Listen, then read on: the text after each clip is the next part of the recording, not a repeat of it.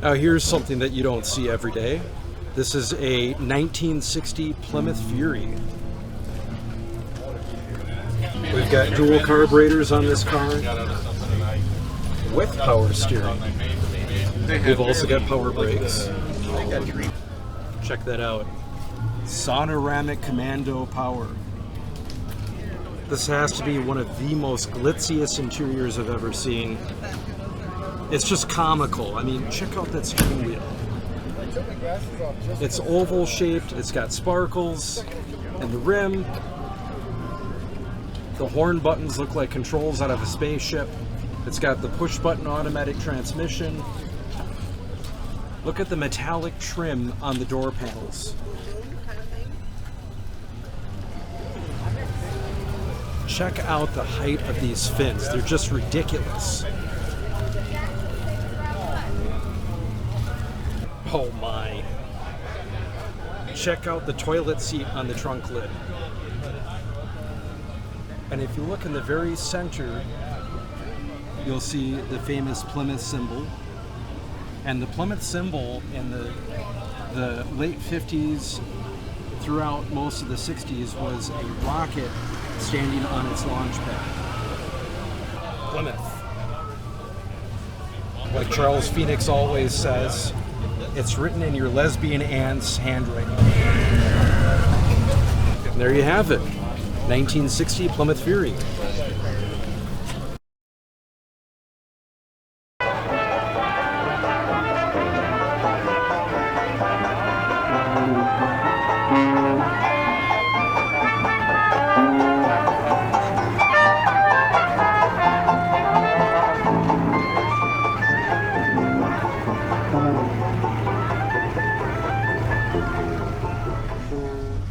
Well, here's something interesting. This is a 1963 Rambler American two-door sedan. One weird thing about this car is that even though it's a 1963, you could still get a flathead straight six. That's right, a flathead in 1963.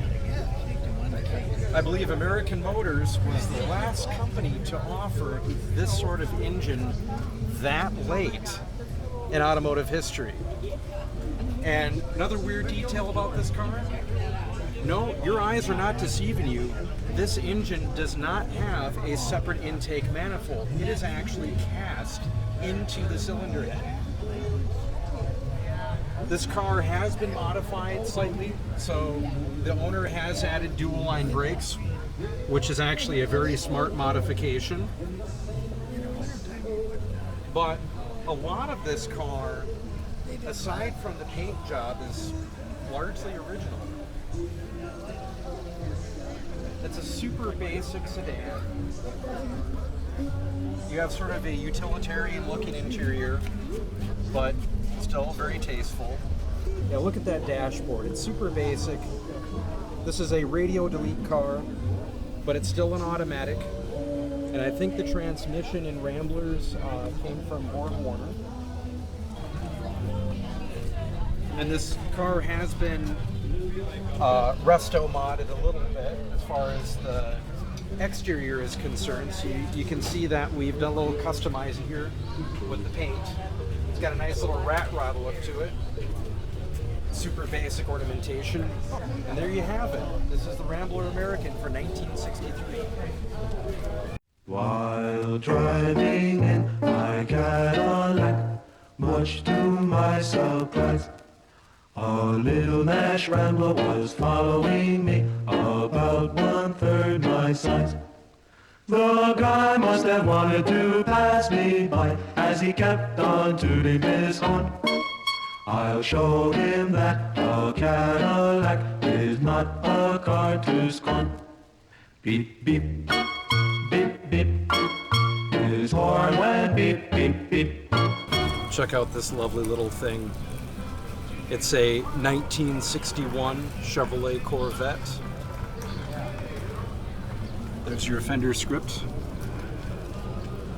and your faux air vents that look like gills.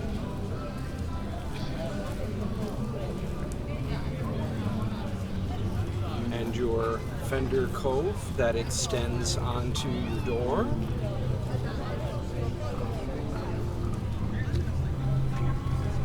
Check out that interior. And of course it comes with a manual transmission, as a Corvette should. Sporty looking wheel cover. As you can see, the 1961 Corvette doesn't really have fins anymore. Recessed license plate, just like our 57 Cadillac Eldorado. Super smooth in the rear. We have this awesome character line that runs down the center of the vehicle into the cockpit. And there you have it. Corvette for 1961.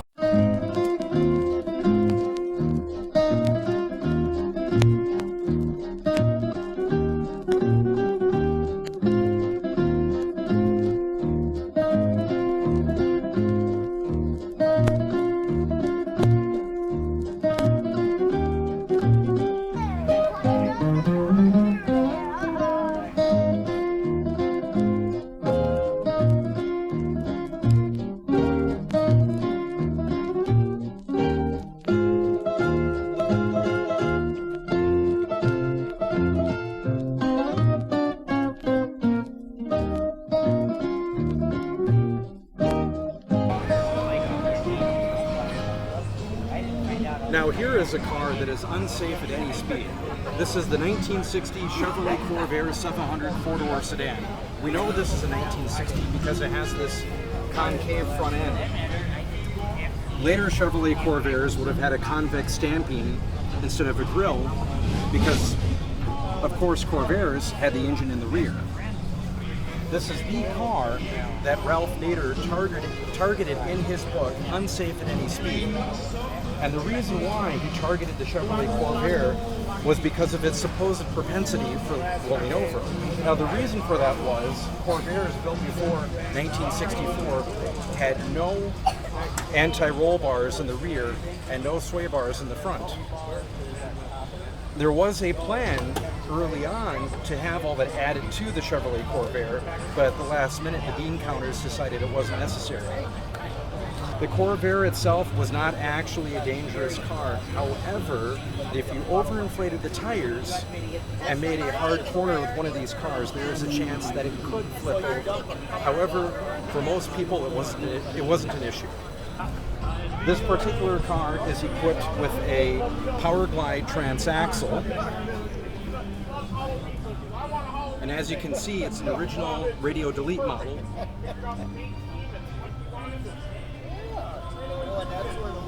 And the back seat also folds down for added utility.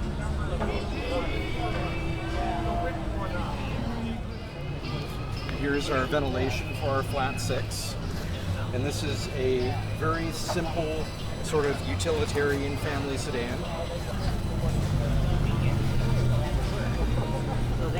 Check out that greenhouse. Since it's a 1960, we still have this dramatic wraparound window. And there you have it, the 1960 Chevrolet Corvair 700. This is a 1953 Studebaker Champion Starliner Coupe. It was designed by Raymond Loewy, who also designed the 1950 and 51 Studebaker Bullet Nose models. Now, as you can see, this is a very tasteful and minimalist design compared to Studebakers from previous years. Very tasteful. This car is definitely more about substance as opposed to style. One example of that are these turn signals that are blended into the grille. And there's no mistaking what you bought because the model is cast into the grille itself. And check out this ornamentation. If it looks familiar, it should. After the war, there was a deal between Studebaker and Mercedes-Benz to be the North American distributor for that brand. They've got this lovely gold trim on the side here with the Studebaker S and the Studebaker lettering around the back window. And if you look at our interior, very minimalist but still very pleasant looking. And there you have it, Studebaker for 1953.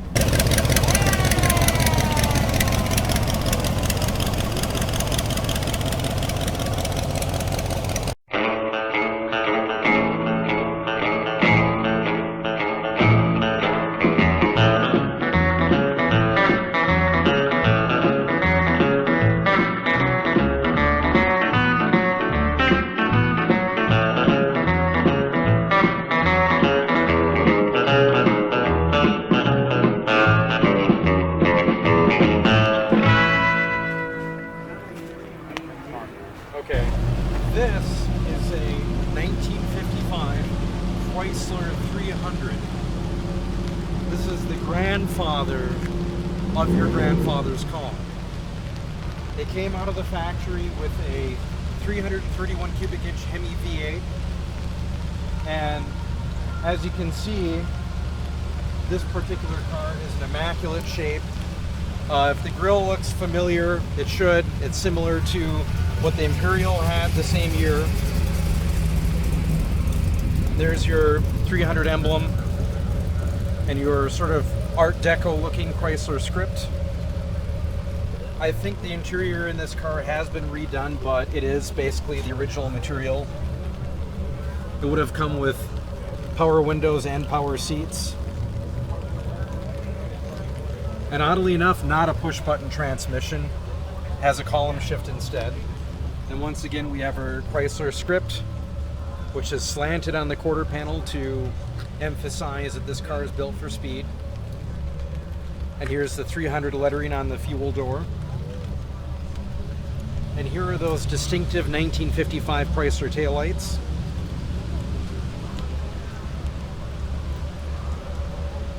Very tasteful and minimalist back here. And here's another interesting motif that indicates that this is a car built for performance. The hubcaps. As you can see in the middle of our hubcap, we've got a logo with a checkered flag.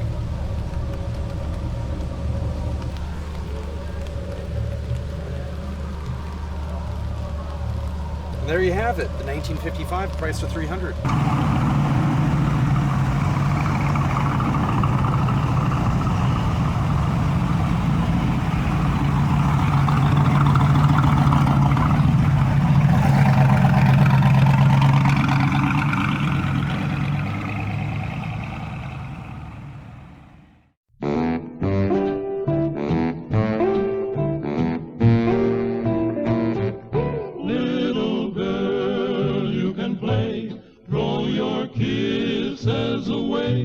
But someday they'll forget about you.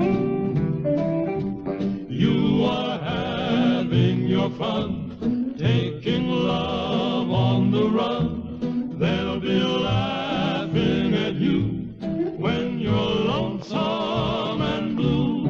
When you're through running around, they'll turn you down, for they know you can never be true.